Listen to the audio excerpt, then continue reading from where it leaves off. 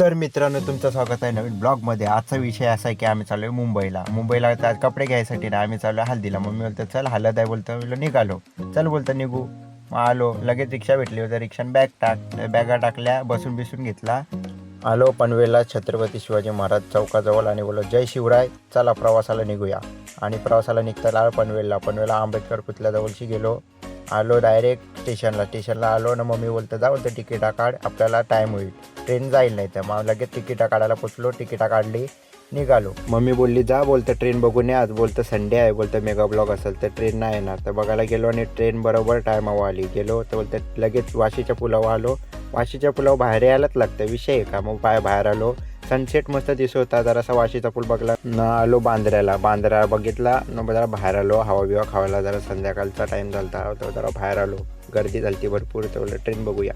बाहेरून जरासा व्हिडिओ काढली, मस्त कॅप्चर केला, नवीन फोन घेतला. इथं आलो, पोचलो कांदिवलीला उतरलो.